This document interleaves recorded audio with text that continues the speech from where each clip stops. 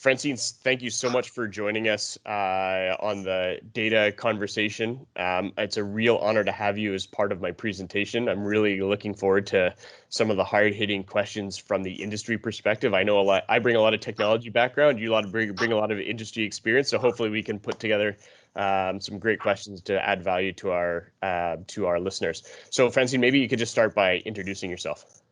Great. Thanks, Phil. First of all, a real honor to be here.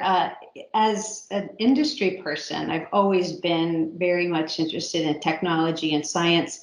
And so I was really excited to be able to see data coming part of our industry, and really with the advent of Vantage and what you bring to the table. So I've been in the business now 30 some odd years. 5 years, and started off working in water parks. And I've worked in water parks throughout my career, whether it's water parks with theme parks, water parks with resorts, water parks with FECs. Water parks have been part of my life. So coming to Whitewater, it was a very, very easy transition for me. So I've been with Whitewater now for 7 years after a 30-year career operating water parks. And with that, having worked in a variety of different amusement industry venues, you get to see kind of how data could really apply in a lot of those cases. I used data quite a bit early in my career as a general manager of a water park in Phoenix. And I remember back in those days, it was really running a manual report and then tallying up all of the information into an Excel spreadsheet. But we've come a long way since then. As you know, I do a lot of stuff for the industry. So I get to see parks all over the world, and I'm really blessed to be able to do that. But with that, I get to see technology and its application, but sometimes the lack thereof. So I'm really kind of hoping in our conversation today that we get a chance to talk about how do we get started? How do we get started in putting data to work in our own businesses? So I was very excited to see your presentation. So you came from the tech industry. I've come from the amusement industry. And I've been kind of hammering about how do we transform the attractions industry? How do we get to that next level? And you keep mentioning the fourth industrial revolution and really the introduction of data. So what does that mean? What do you see? How can you foretell the amusement industry's future? Yeah, it's a great question. And I'll start off by saying I do come from the technology industry with only a year and a half of direct amusement park industry. So Francine, please keep me honest on the jargon front, because us technology guys tend to make technology maybe more intimidating by using a bunch of words we're comfortable with, but maybe they're not, as business savvy a words as the operators and owners that are probably listening to this presentation. But when I think about the why now component of technology and what the opportunity in the amusement industry is, I really think about the enablement of technology as it relates to achieving relatively simple business goals. So, you hear about IoT, Internet of Things, which is a very jargon-oriented way of saying we can now turn very simple things into data gold mines. So think about in your life, you can go buy a fridge that's IP enabled that, if configured the right way, can order your grocery list for you when the milk gets to be a certain weight. So if you start to think about, what are the components inside your business, or what are the different kinds of attractions or behaviors that really give you the best insight into guest preferences or operational efficiency, those things can likely be somehow enabled with technology to give you a data stream that before you made assumptions, now you can know real information out of those things. So, in with Vantage, for example, we made something as simple as a loyalty point gamification program that is linked to a dispatch process at the top of a water slide that feeds 4 different kinds of data within a water park. First of all, we get to understand guests and how many times they've ridden a specific ride. So we get to know popularity based on demographics. Second, we get to understand what behaviors are incented for those particular guests. So if we are offering X number of points to ride this ride, that ride, or are they actually just riding other rides that are their preferences? It drives a digital wait time capability, so it drives a whole algorithm in the background around how fast are people making it through queue lines, and therefore can we display digital wait time signs, and it gives operator information about dispatch rates that can be delivered in real time. So you can see just a simple enablement of a small device at the top of a water slide that a user clicks on with a wearable all of a sudden ignites a plethora of data and information that can be used by so many departments within that just one water park context. So, the real key for me is if you truly understand your business, which most operators and business owners who have been in business for a long time do, the ability to enable those KPIs of what drives your business is really the secret behind turning this concept into reality. And that is one of excited me the most. I know that as we work with clients to bring this system to them and help them to, I kept thinking back, there was a time when we were looking at the casino business to say, what could we learn from the casino business that would apply in the attractions business? And one of the things they were doing really, really well was that they were understanding their customer. In fact, they were understanding a very specific customer, and that was the one that was spending the most money in their venues. So their loyalty programs with their little cards, that was the first way they were able to go in and track how much people were spending, and then making sure that those high rollers or those high spenders had the best rewards. Well, that enabled a whole bunch of extra spending in those venues, which made them very, very financially successful. So I'm curious, though, you keep talking about a platform, and I think that for us kind of focused on our operation, we're thinking about this very complicated system. What does the platform really consist of? Back for casinos, it was card readers and these magstripe cards. What kind of platform are you talking about when you talk about Vantage? Yeah, great jargon call out, Francine. Thank you. So, quite simply, when I think about a platform, what I think about is a system that is interested in more than just its own data. And what I mean by that is if you think about a ticketing system, they put the ticket at the core of everything that they do. Or you think about a food and beverage system, they put the food and beverage items at the core of what they do. Or a water quality system that thinks about just about the chemical treatments of water and what its current state is. Those are all applications or systems. What a platform does is it assembles all that information in one location. So when we think about Vantage as a platform, what we think about is, first of all, the missing element in the amusement industry from our perspective was any kind of system that put the guest at the center. So that was the opportunity that we saw to build Vantage. Put the guest at the center of everything that we do. Therefore, tickets, entitlements, retail items, access controls, those all just become attributes of the guest that's sitting in the middle. And from a platform perspective, what we do is we build a count around the guest, and then we access information that we build, in the water park context again, that we access the information that's been built. We're not a point of sale system today, but we integrate with the point of sale system so that that guest account can now understand access controls from the ticketing and point of sale system, but that it's an attached entitlement to that guest. So the notion of a platform is this ability to assemble all that data from these different systems within a park to give you a whole of your guest experience within the park. And then you can start to drive preferences, which allows you to start to market back against them, starts to help you understand who are your most profitable guests, what kind of guest personas stay at your park the longest. All these elements are you required to draw in all these different data elements from the different systems in your park into this platform to understand your guest at its core.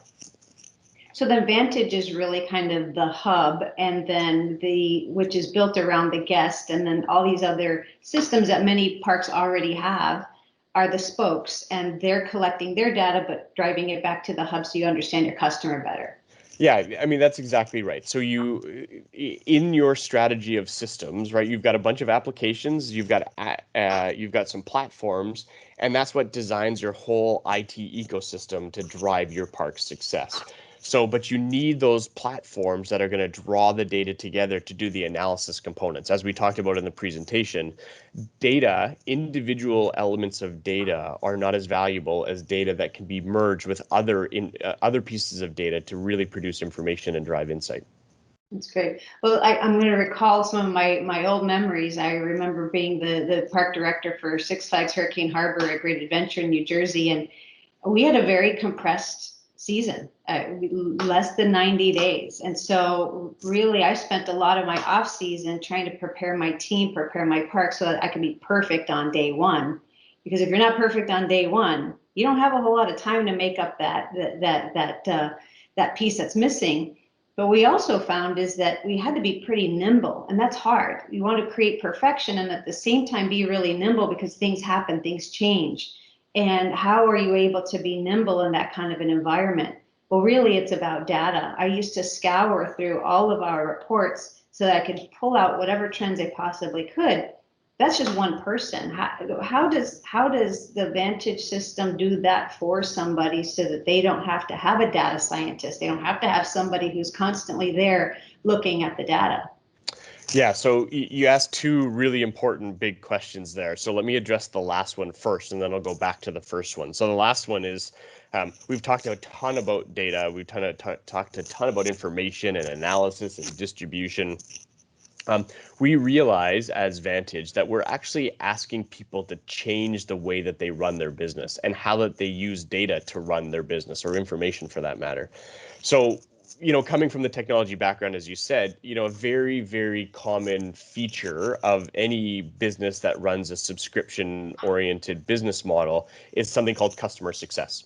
And so we have designed a whole department that is motivated to be a member of your team to help you understand and correlate and create reports and data for your park. So the idea here is we know that we are asking you to change the way that you do your business in order to use data, and we are bringing the resources to your team to help you actually do that. So the customer success manager from Vantage that's assigned to your team becomes an embedded member of your team, is a single point of contact to help build reports and distribute data and drive insights. And they're also your single point of contact related to any kind of warranty or support or new feature design. So we've on purpose designed the business to help people with this transformation into the fourth industrial revolution. Your second, and I've forgotten your first question. I knew I answered your second one first, but your first one was. Well, just talking about how people have to be nimble every single day. So Right. how do you stay nimble?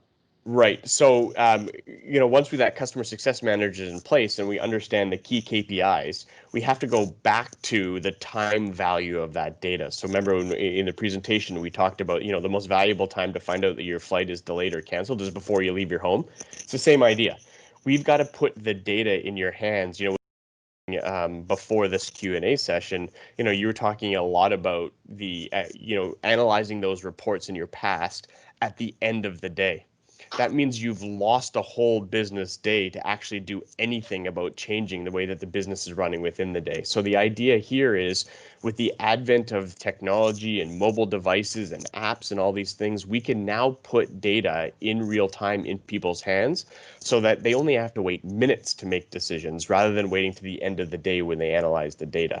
So it's this delicate combination of not overwhelming, a new park with all these fancy technology things, but making it seamless into the workflow. A simple push notification to a mobile device to a lifeguard manager to say the dispatches on, the family raft ride is now out of tolerance, actually allows them to go investigate that particular issue before they get a customer complaint at the end of the day that says the queue line was 25 minutes to get onto the family raft ride. We never got to ride it. So the whole idea here is put more relevant information in the hands of your employees in real time. Well, so that's fantastic. I think I really wish I could go back in time, and I wish I had this system at the time.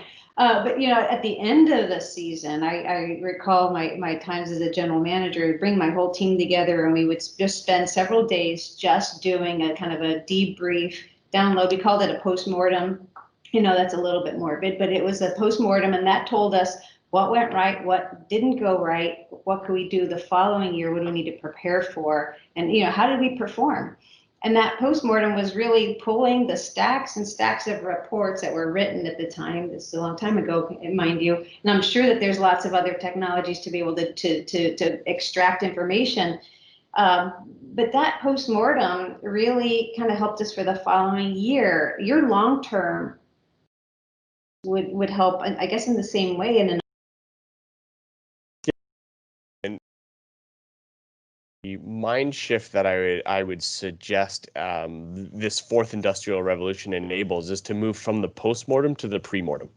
So the concept of the premortem is that heading into your season, you have a set of historical data that should tell you what to expect, given weather forecasts, given when holidays fall versus school breaks, versus all these things are experiences that you have, and over time data that we would track to allow you to pre-set up what you should expect from a KPI standpoint should be happening.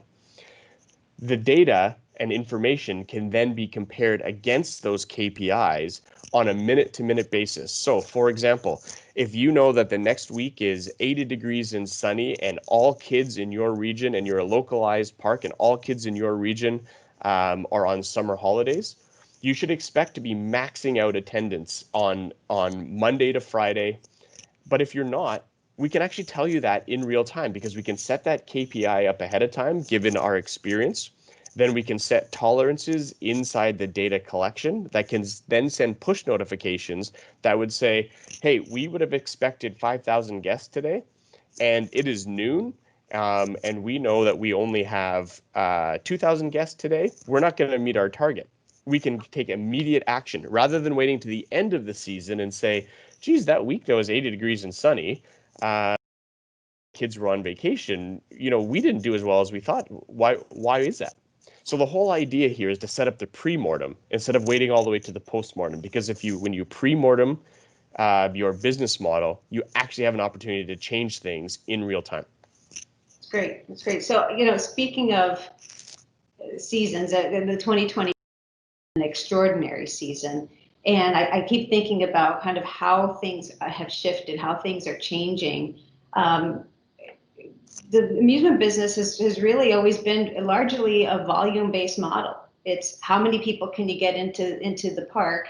How long can they stay? Can you keep them happy? And so now today with COVID, we're seeing that maybe those occupancies in those parks and those hotels and those resorts, it's lower because they just simply cannot have that many people there. So now the model's a little bit different. There are reports that people are seeing better per caps because they're really focused on that guest experience for those people that can come. It's less crowded. They can spend a little bit more time with their guests. So how does a system like this help you to enhance that guest experience, to have that guest experience be great from the time that they're booking their ticket to the time that they're leaving and going home? How would a platform like this help? Yeah, it's a really good question and very timely. There's no question that COVID globally has created an enormous number of challenges, but challenges probably felt most in sort of the hospitality, amusement, airline industries, where you're talking about packing lots of people in together into tight spaces, which really goes against all of the COVID regulations. So, there's a couple of very specific things. Customer engagement is fundamental, as you said, to extending stays, extending per caps, but also understanding current capacities is also really important. So let's talk about guest engagement first, and then we'll go to operations second. So guest engagement, finding ways to engage your guests through a longer period of time is really critically important. So if you focus on just engaging your guests for their small amount of time in the park, you're probably missing those opportunities for re-engagements after they leave the park, and you're missing opportunities to pre-engage them to generate revenue before they even enter the park. So a couple of simple things from our platform's perspective. With all of our platforms comes the guest app That guest app is downloaded often before your guests actually reach your park. And that's your first opportunity to engage them in a really meaningful way. Encourage them to set up accounts by offering them loyalty points. That can be distributed through electronic tickets or over through the App Store. Lots of different ways. But if you think about your opportunity to market to them early, getting them engaged with planning their day inside your venue before they even arrive is a great way to start to drive upsells. So for example, fill out your account, get a cabana at half off. You're not likely to sell all your cabanas anyway in a reduced capacity standpoint. Also, with that guest app, the way that we've driven it is we can deliver digital photos back into the guest app. So that means that there's an opportunity for them to revisit the guest app to view their photos of their day with their family after they've left the park. So these are just two really simple examples of how can you extend the time where you fill the consciousness as a venue in your guests' minds. You've got to find ways to get them engaged before they reach the park, so that they can plan and maximize the time that they've got their day inside your park. And then how do you get them to think about you after they've already left? This idea of guest engagement and extending the time in which they are consciously thinking about your venue is critically important in terms of making sure that you can remarket to them. The second piece on the operational side is with restrictions, and every jurisdiction is a little bit different. So I'll just talk to a couple of the experiences that we've had, certainly not suggesting that I fully understand how COVID's being managed globally around the world and all the different jurisdictions we operate in. But for many of our customers, they are in jurisdictions where reduced capacity is required. So, if the park's maximum capacity was 5,000 guests at any one time, they might only allow to be able to have 2,500. For most of the systems that are running inside these guest venues, they don't actually have the ability to understand how many people are actually in the park right now. So if it's only 4,500 people if it's only 1,500 people and you're allowed to have 2,000 people, you're actually missing out on 500 attendee opportunities to sell either last minute tickets or if you've got a lineup at the front. So first of all, operationally, truly understanding how many people are inside your venue at any one time in real time is actually quite difficult for most people who operate venues today. Then there's also the idea of social distancing around virtual queuing and understanding how many people can be in a queue versus the speed that people are moving through the queue and the time that people are coming down any kind of attraction.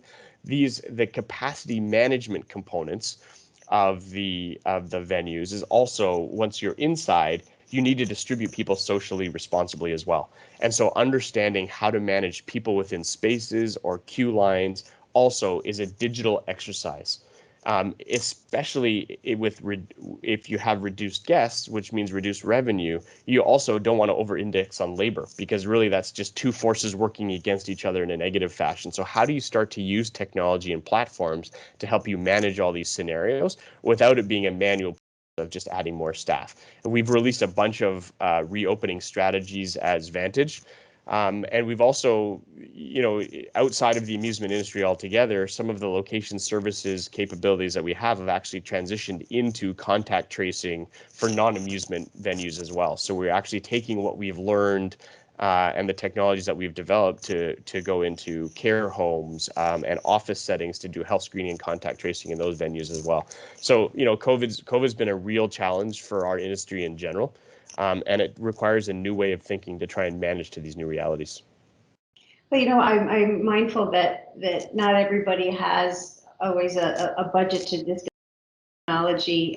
There's a lot of really great examples of companies that have said, yes, we put a lot of technology in our rides and attractions, but now we're going to put technology into the systems that really support a guest experience and a safe guest experience. And safety and risk management is very, very core to what I've done for all of my career. I'm so glad to see that you have COVID tools, so to speak, so that people can maybe manage that better. But I'm also mindful that there's a lot of things that we can learn just by understanding our guest behavior and our guest movement and our employees and our employee movement. Are there any other kind of closing thoughts that you're thinking of in kind of how we achieve that fourth industrial revolution in our amusement industry? I think that the business is so diverse there's FECs and there's museums and there's science centers and amusement parks and water parks and now shopping centers and cruise ships.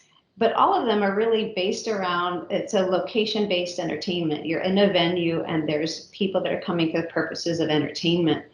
Any closing thoughts and kind of what you see next?